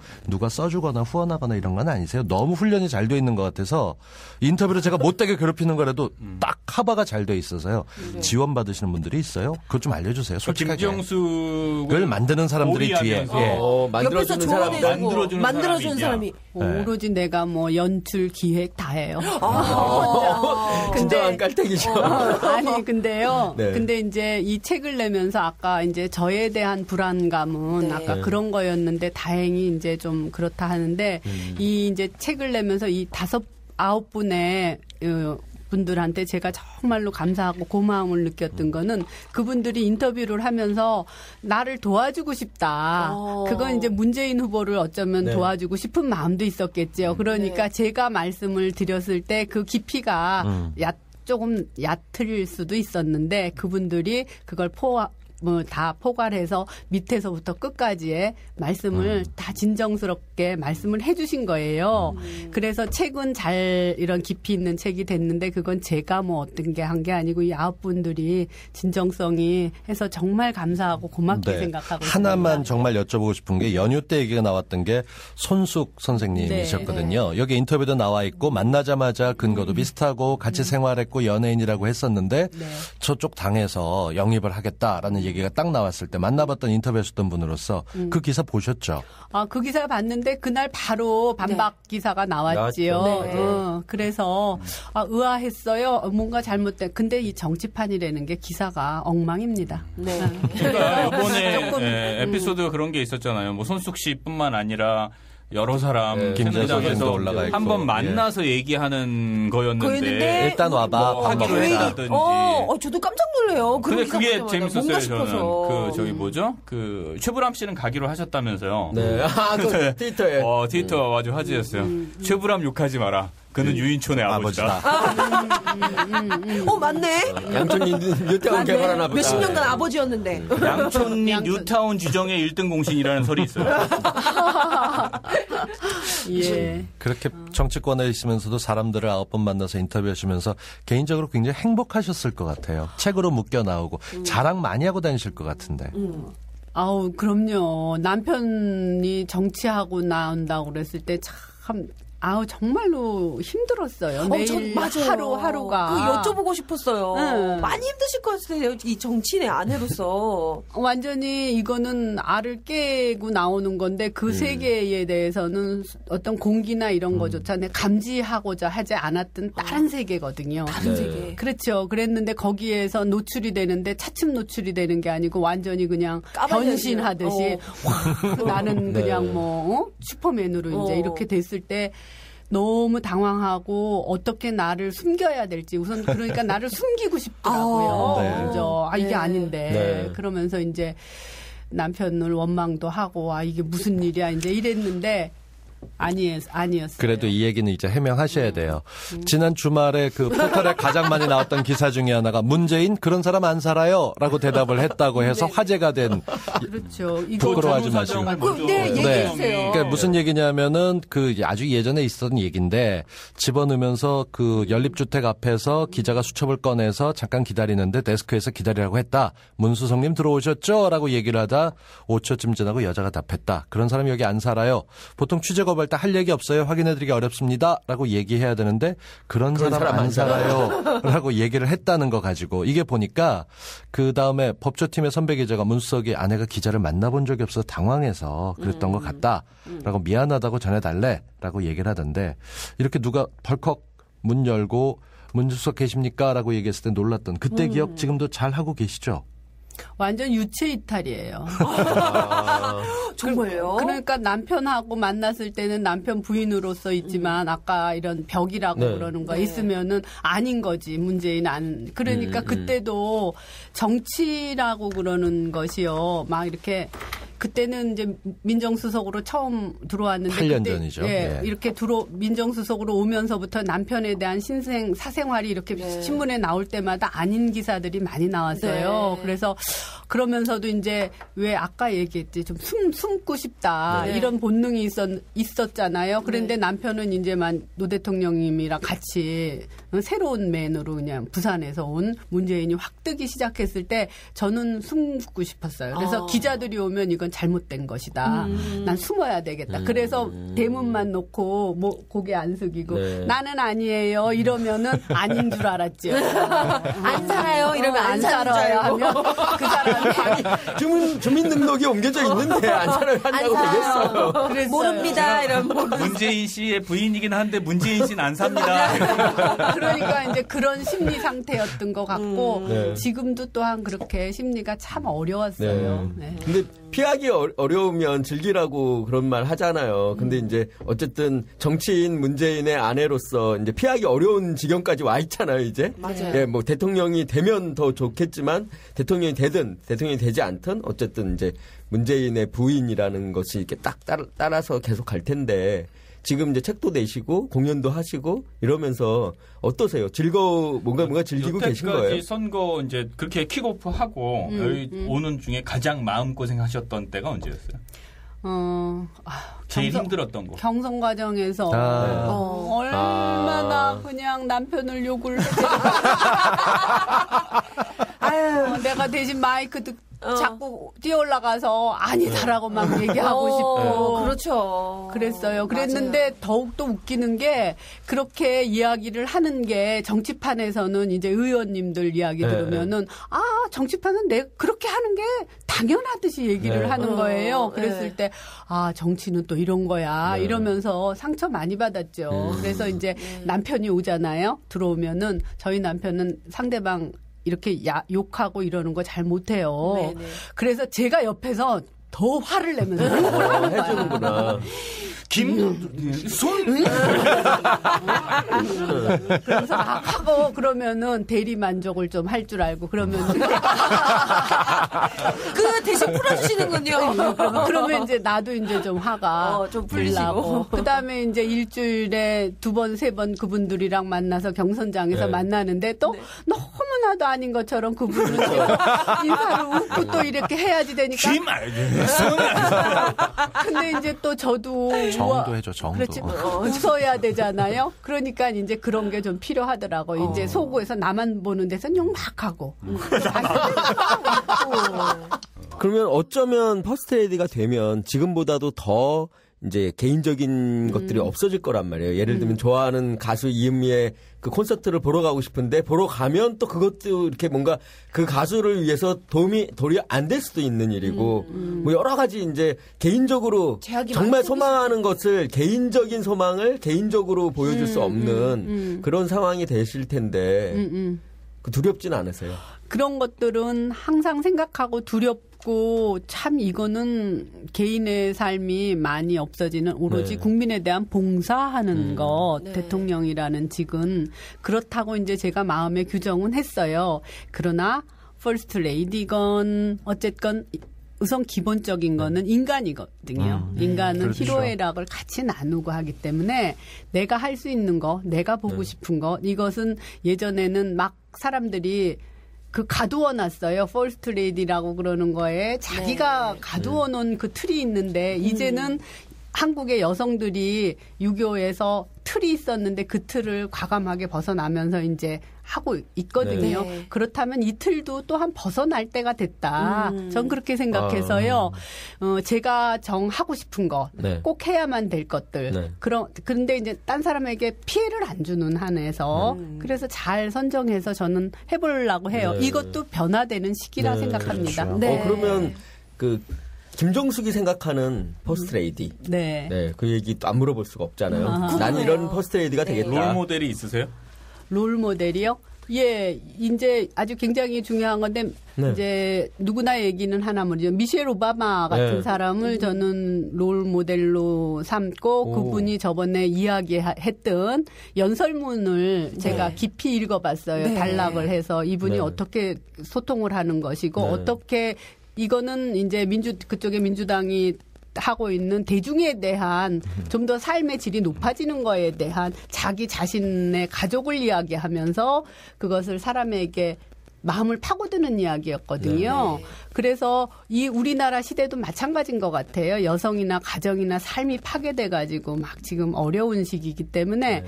이것은 어떤 정치적이나 정책적인 것은 대통령이 하는 것이고 여성으로서 내가 가정을 이루면서 가정 꾸미는 거 어려운 일이거든요. 모성성을 발휘해서 베풀고 받아들이고 그것을 함께 협력해서 이끌어 나가야 가정이 화목해지는 거거든요. 그건 아주 기본적인 거기 때문에 그러면은 내가 잘할 수 있을 것 같아서 그 미셸 오바마가 나는 그 의상 옷 입는 거에 대해서도 민소매에 대해서도 2도 받건 3도 받건 그런데 이제 보수적인 거에서는 대통령 레이디의 퍼스트 레이디의 옷 가짐 이런 게 있는데 얘기했을 때 자기는 그것을 어떤 의미를 부여해서 있고 그다음에 더 멋있는 건 오바마가 이렇게 얘기했거든요.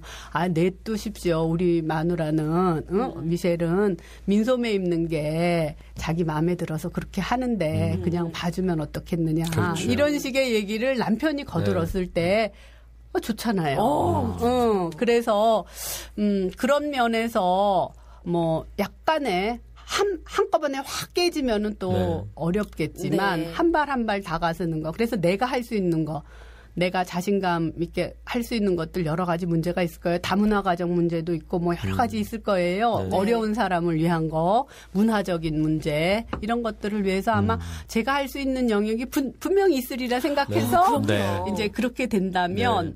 틀을 깨고 내가 할 수 있을 만큼 하겠습니다. 네. 원래 그 퍼스트레이디의 매력은 사실 그런 캠페인들을 막 진두지휘하고 그렇죠. 미셸 오바마 같은 경우는 퍼스트레이디가 사실 뭐 정책을 만드는 자리는 아니라서 또 과도하게 그랬을 경우에 만만치 않은 공격을 받을 수도 있고 그런데 그런 공공선을 향한 캠페인을 진행한다거나 거기에 자기 시간을 할애해서 노력하는 모습들은 상당히 바람직한 모습이죠. 전 2도 받건 3도 받건 나오는 미셸 오바마의 팔이 타임즈 커버나 이런 데 나오면서 화제가 된다는 것 자체가 미국도 굉장히 민주적인 것 같지만 보수적이거든요. 여전히 놀리고 팔에 여자 팔에 무슨 근육이냐라는 얘기를 지적받는 나라가 거기가 민주의 첨단을 달려가고 있다고 하는데 우리는 그거보다 훨씬 더 못하거든요. 그러면서 봤을 때 전 이것도 여쭤보고 싶은데 대한민국에서 가장 많은 이름이 김영숙이고 2위로 많은 이름이 김정숙이라고 통계가 나왔습니다. 재밌다. 정말 어이가 없어서 도대체 이런 조사는 왜 한 걸까요? 그 본인 입장에서 2위 이름으로서는 느낌이 어떠세요? 저는요. 1위가 안 되고 2위가 돼서 정말 다행이야. 39,663명이 계십니다. 김정숙 씨라는 이름을 들을 때마다 내긴가 하는데. 똥수는 맞나요? 여보세요. 똥수는 한 명밖에 없을 거야. 그래, 똥수는 온리원이야. 아니야. 곽동수란 이름도 트위터에 10명 이상 나와. 깜짝 놀랐어.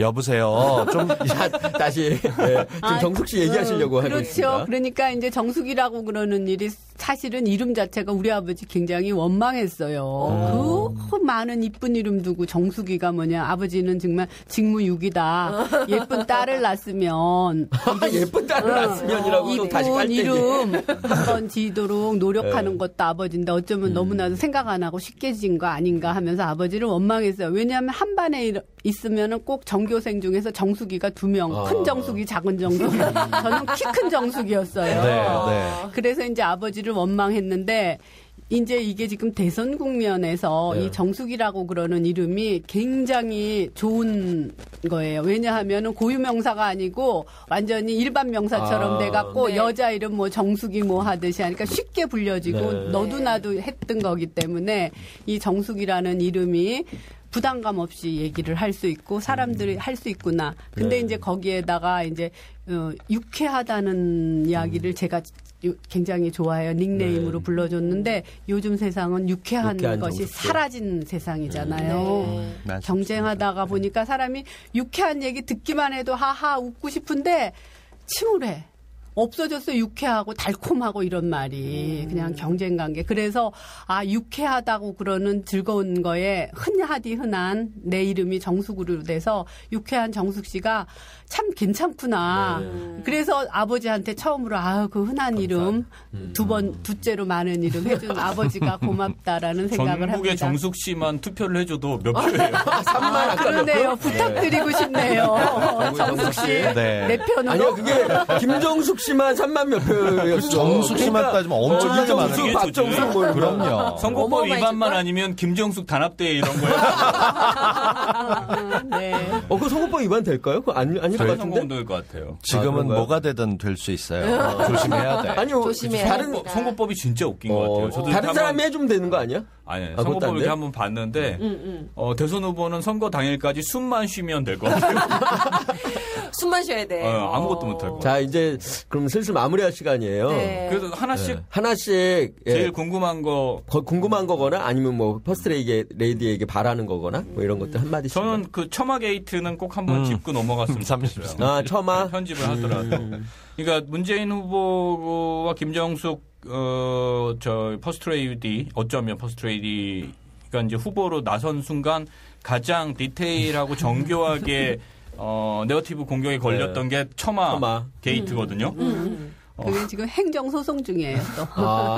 아직 소송 중이에요? 우리가 행정소송을 했어요. 네, 당연히 해야죠. 왜냐하면 너무나도 일반적으로 다 이루어지는 일이고, 우리가 가서 행위를 한 게 아니고, 전 주인이 했던 것을 샀고, 그 주인이 그 처마를 그렇게 이제 도량을 네. 이렇게 개축해서 축담을 쌌을 때에는, 그때는 건물이 너무 좁고 그래서 불법이 아니었어요. 그때는 그냥 지나가는 건데, 지금 이제 양산시로 되고 건축법이 바뀌면서 지금 현 시점에서 우리가 산 걸 들춰내니까 현 시점에서 불법인 거라. 꼬투리를 잡은 게 된 거죠, 결국. 그러면 제가 궁금한 건 그 공무원들이 와서 그걸 재했나요?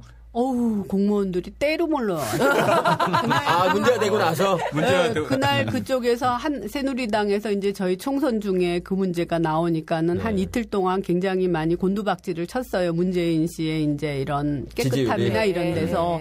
그러니 뭐 새누리당이 왔는데 기자들도 올커니 이제 먹잇감이 걸렸구나 하는데 저희 집 양산 들어가는 길이 교행이 안 되는 길이에요. 아주 산 속에 깊은 한 방향으로만. 그래서 차들이 교행 안 되는데 우리 동네 사람이 깜짝 놀랐대요. 그 조용한 길에 그냥 막 차가 그냥 몇 대에 많이 올라오고. 너무 웃긴 게 이게 상상을 해보세요. 그 사진으로도 아마 여러분들 다 볼 수 있거든요. 네. 그 골짜기에 자를 들고 공무원들이 가서 처마 끝에서부터 쟀을 거 아니야. 한두 명도 아니고 여러 명이 와서.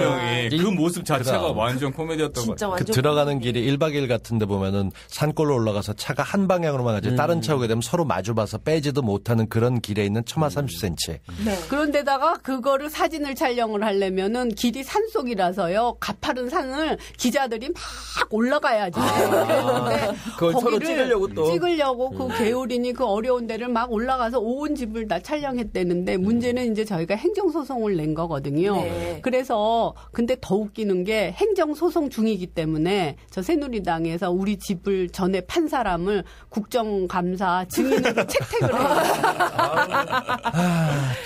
대단한 것 같아요. 그런데도 불구하고 그래서 그 처마 게이트가 확산되면서 엄청난 사람들의 분노가 막 써 있었어요. 그 페이지, 그 게이트 고발한 그 페이지에 사진과 함께. 댓글들이 너무 재밌어요. 댓글들이 진짜 압권이었어요. 뭐 몇 개 재밌는 거 얘기해 줘요. 아니 엄청 언뜻 기억나는 게 29cm도 아니고 30cm라니 문재인 완전 실망입니다.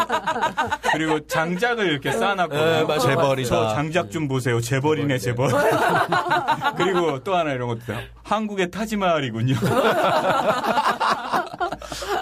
대단한 거 같아요. 근데 제가 그 처마 게이트 나와서 하는데 정말로요. 그 집이 손 하나 안 대고 있었던 집인데요. 네. 저희가 양산에 내려갈 때 그 집이 그 하시는 분이 사실은 갤러리였어요. 갤러리에 이제 개울가에 땅이 있으니까는 완전 집을 졌는데 옛날에 이제 있던 집에 그 밑에 골동품집 사는 데서 나무 사다 놓은 거를 주워 갖고 설치 미술 하듯이 해갖고 저희가 집을 본체를 수리하는 동안에 살 수가 이제 수리를 하니까 살 수가 없어서 그 집에서 군불 떼고 했는데 밤이 이렇게 낮에 되잖아요. 네. 그러면은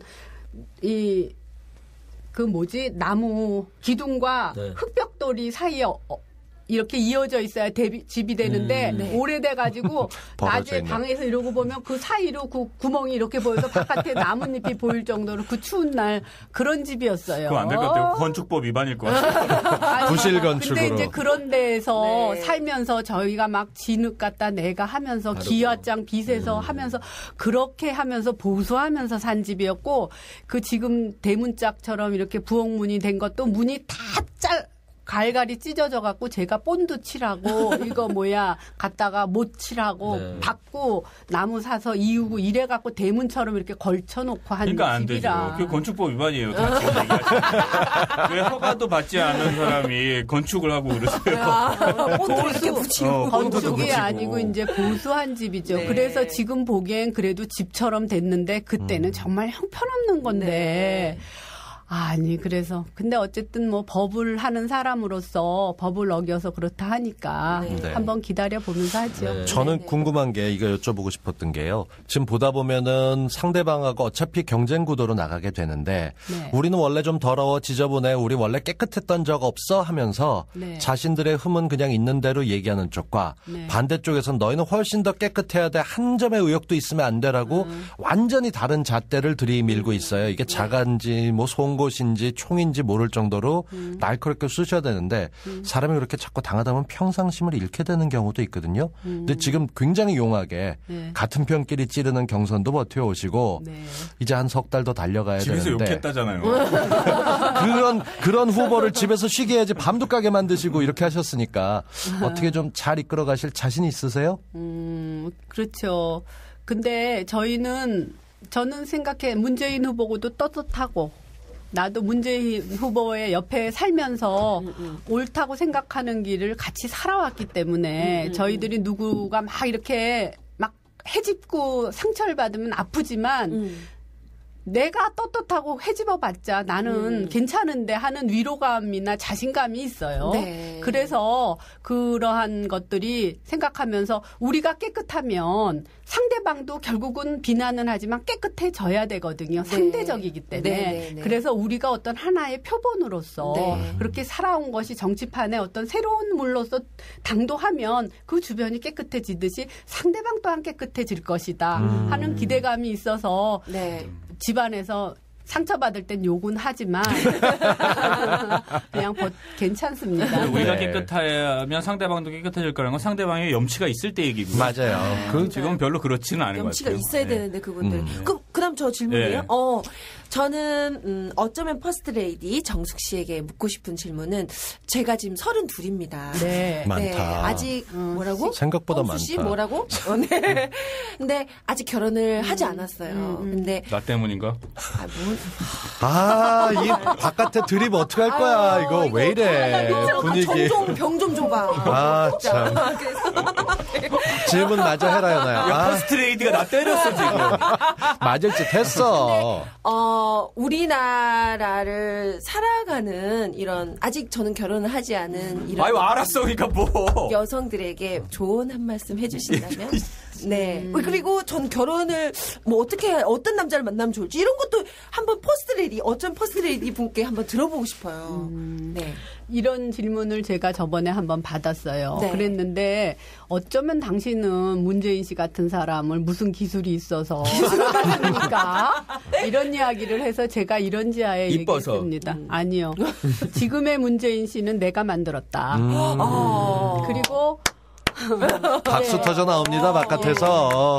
그리고 지금의 나도 문재인 씨가 만들었다. 결혼이라고 그러는 것은 아까 얘기했듯이 남녀가 짜릿하게 만나서 그런 것들은 한 1, 2년, 2, 3년, 오래 가면 5년 갈 수 있지만 결혼을 했을 때 것은 사람이 삶이거든요. 그 삶에는 아까 얘기했듯이 신뢰가 있어야 되고 노력이 있어야 되고 그다음에 그 사람을 잘 축혀줘서 장점으로 살리는 그게 있어요. 그럴 때에는 나보다 그 사람이 장점을 키워줄 때는 내가 옳지 않을 때는 그 사람을 키워주는 거죠. 그리고 내가 좀 위태롭고 힘들 때 그 사람한테 나는 사실은 본심은 이런데 하면 그 사람이 나를 알게 됐을 때 또 나를 위로해주면서 키우거든요. 그래서 자매지간도 엄마 아버지도 엄마 딸도 맨날 싸우는데 남매 가정에서 문화에서 사는 사람이 싸우거든요. 네. 근데 그랬을 때에 접점이 마련되면서 내가 양보할 수 있는데 내가 어디까지 지켜줄 수 있는데 이러면서 같이 크는 게 가정인 것 같아서 네. 저 그거를 하다 보니까는 애들도 애들대로 잘 컸고 남편은 남편대로 자기가 하고자 하는 일을 했고 저는 그것을 봐주면서 남편이 크는 걸 보면서 나도 만족감을 느끼면서 내 생활을 또 자신감 있게 했어요. 네. 그러다 보니까 저는 주부 박사라고 저는 나 자신을 이야기합니다. 네. 왜냐하면은 한 일이 너무 많고 아무것도 아닌 것처럼 사람들은 주부를 하찮은 일처럼 생각하는데 네. 주부가 이 땅의 주부가 해온 일은 정말 맞아요. 크거든요. 그럼요. 인간의 가장 근본인 어머니 얘기하듯이 네. 사랑으로서 어떤 아주 조그만 단어에서 협동체가 이루어지는 거에서 되기 때문에 저는 여성들이 결혼하고 어렵고 했을 때 지금 처지는 어렵지만 결혼하는 것을 너무나 상대방이 백마 타고 온 남자로 만들지 말고 내가 그 사람을 좋아하는 만큼 어떻게 주고받을 수 있는가 네. 그것을 생각한다면 결혼이 어려운 것이 아니고 사람을 할 때 어떤 조건으로 만나지 않을 수 있다. 내가 문재인 씨 만났을 때 정말 형편없는 조건이었거든요. 예. 그냥 법대생 소만 다니고 그렇죠. 눈만 예쁜. 그러나 그것은 그 사람의 가치를 서로가 인정해주면서 키우면서 한 거기 때문에 이렇게 미혼인 여성이나 결혼을 두려워하고 애 낳는 것이 어려워요. 이 시대에 어렵지요. 남자들은 안 어려워요. 남자들도 정말 어렵잖아. 직장 갔다 와서 집 보고 애 보고 부인 챙기고 네. 여자는 여자대로 어렵다 하지만 그러나 그것이 사랑하는 사람이 생기고 내가 할 것이 결혼할 것이고 아니면 직장을 갈 것이고 했을 때의 가치가 있었을 때는 노력하고자 하는 마음 그것을 가지면 저는 괜찮다고 생각합니다. 나 내일 결혼할 거야. 저는 그러니까 곽현아를 멋지게 만들어줄 수 있는 네. 남자. 그리고 나도 이렇게 서로 힘이 서로 될 수 멋지게 있는 만드는. 그럼요. 남을 일방적으로 받는 그런 사랑 원치 않아요. 원하지 않아. 맞아. 사랑이 구속이 돼선 절대 안 돼요. 저는 부탁드리고 싶은 게 있어요. 그 세상에 자기 의지 혹은 자기 노력과 상관없이 차별을 받는 사람들이 있어요. 예를 들면 저 같은 사람 부탁이 아니라 민원인 것 같아요. 민원. 네, 예를 들면 저는 이제 동성애자인데 동성애자인 걸 바꿀 수가 없거든요. 예를 들면 또 그런 분들이 있어요. 장애를 갖고 있는 분들, 장애를 벗어나고 싶지만 장애를 바꿀 수 없고 또 예를 들면 이주민들 뭐 이런 분들 있잖아요. 그래서 저는 이제 우리나라의 퍼스트 레이디가 어머니시니까 어머니의 따뜻한 마음으로 자기 의지와 상관없이 차별을 받고 있는 이 부분에 대해서 뭔가 관심을 갖고 그리고 그런 아이들, 그런 성인들도 힘들지만 그런 아이들에게 뭔가 이렇게 그 기회를 더 많이 줄 수 있는 뭐 그런 데 관심을 갖고 뭔가를 해주셨으면 일단 관심을 더 많이 가지셨으면 그게 당연한 게 사실은 저희들은 어떤 소수자 성적 소수자나 어렵고 그러니까 엄마가 장애인을 가지고 있으면은 내가 창피해서 애를 숨겨놓고 있고 그래요. 그다음에 애를 장애가 그냥 병인데 얘가 이렇게 태어났다 일반인과 동등하지만은 태어난 걸 어떻게 하면서 같이 드러내놓고 키워야 맞아요. 되는데 사람들은 성적 소수자건 다문화든 뭔가 내가 보통의 기준보다 밑에 있다 그러면 자꾸 숨기려고 해요. 그러면 숨기려고 하면은 일이 해결이 안 되잖아요. 남편하고의 관계랑 그냥 마찬가지예요. 내가 힘든 거를 그냥 참으면서 하면 화만 나는데 나 이런 문제가 있는데 드러내놓고 얘기했을 때 애들 얘기를 했을 때 그게 해결이 되거든요. 그래서 이런 집단들이 어렵고 했을 때 그것을 이제 드러내놓는 거. 그런 작업들을 근데 내가 약하다는 사람이 힘 있는 사람한테 드러내놓을 때 나가 너무 약한 걸 보이는 것 같아서 자존심 상해 하는데 이젠 그게 아니고 같다라는 거. 그 같은 것을 법이 국가가 보호해 줄 필요가 있다. 이런 것을 알아가는 거. 그래 이제 그런 마인드를 갖도록 교육을 시키고 사람들이 그렇게 할 수 있는 것이 좋은 세상으로 가는 길이 아닌가 해서 끊임없이 생각하고 있어요. 저희 나는 딴따라다에서도 곽현아를 항상 드러내놓고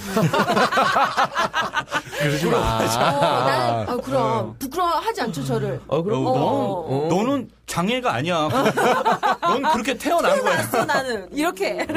근데 오늘 캘리포니아에서 주법에서 네. 이제 성적 소수자, 네. 그러니까 그런 애들을 지금까지는 윤리적으로 얘네들이 안 좋은 거. 네. 그러니까는 남성은 남성으로 가고 여성은 여성으로 하면서 이제 키웠대는 거 아니에요. 그리고 네. 상담을 받고 네. 약물을 주입하고 네. 그러나 그 사람이 결국은 돌아올 수 없이 자기는 그런 거예요. 성적으로. 그러니까 이제 불법이다. 그 사람을 그렇게 교육해서 상담을 하고 네. 그리고 약물 투여를 하고 네. 아니면 교회 목사님이나 이런 종교에서 네. 감화를 시켜서 네. 하는 게 소용이 없다. 그렇게 네. 시키는 건 불법이다. 불법이다. 네. 개인은 맞아. 하나의 소수자지만 개인으로 있다 하는 이야기를 오늘 뉴스에서 봤어요. 신문에서. 그래서 네. 굉장히 원리주의적인 게 미국의 사회인데 네. 또 이럴 수도 있구나 해서 오늘 네. 굉장히 드러냈을 때 감명받았어요. 네. 이렇게 성적 소수자에 대해서도 관심을 이해가 가졌죠. 오, 진짜 관심이 언니 표정 밝아졌어. 오늘 밝아졌어.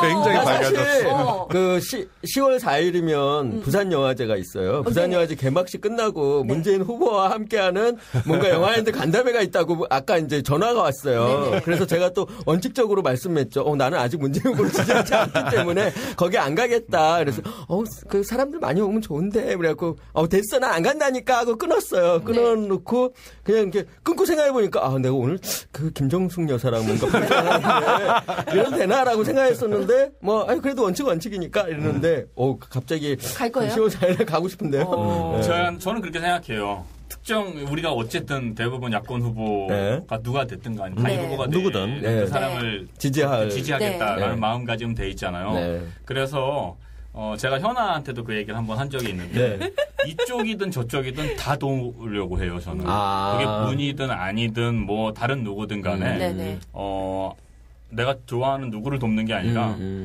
그 하나를 위해서 할 수 있는 게 있다면 어느 쪽이든 다 돕는 게 다 나가는 게 오히려 지금 시점에서는 더 필요하지 않을까 싶어요. 좋은 얘기예요. 그럼 가요. 알겠어요. 나도 영화인이니까 같이 가면 안 돼요? 아니야, 너는 그냥 가지 그럼 마. 부산에 가야 돼. 근데 제가 가잖아. 꼭 한 말씀 드리고 싶은 거는 지금 대선은 너무 재밌어요. 만약에 새누리당하고 문재인 후보 둘만 있으면 재미없어요. 안철수 후보 얄밉지 않으세요? 얄밉다 이렇다 질투. 얘기할 수 있는 게 아니에요. 질투 이런 게 아니에요. 왜냐하면은 제가 과일 가게에서 맨 마지막에 개평이든 뭐든 마지막 과일을 하나 선택할 때 즐거움이 있어요. 어느 게 좋은 건지 지금까지는 다 했지만 할 때에 그 고를 때의 재미가 있거든요.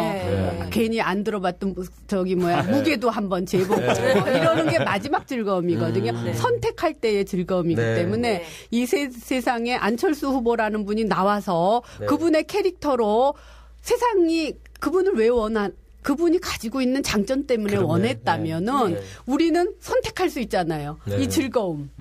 선택은 최종 우리들이 목이지만은 그래서 저는 요번이 참 그 안철수 후보 나온 것도 좋은 일이고 우리가 선택할 수 있어서 우린 즐거워서 좋고 그래서 우리는 평가할 수 있는 기준을 높일 수 있기 때문에 우리에겐 또 좋은 하나의 점프업이 된다. 이런 생각을 하고 있어요.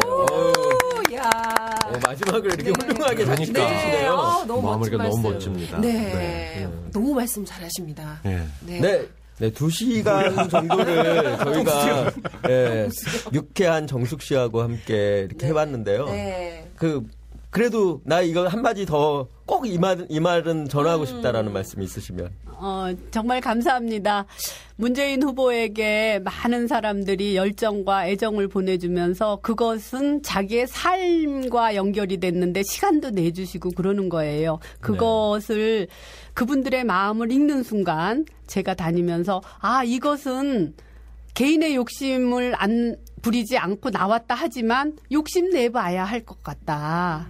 뭔가 변화의 계기가 왔다면 이런 책무감 같은 걸 느끼면서 해야 되겠다 하는 나 자신의 이런 끌어오르는 열정 같은 게 있어요. 그리고 내가 확신을 가질 때에만 그분들에게 보답하는 것이다. 라는 생각을 이제 한 며칠 추석을 세면서 이렇게 하거든요.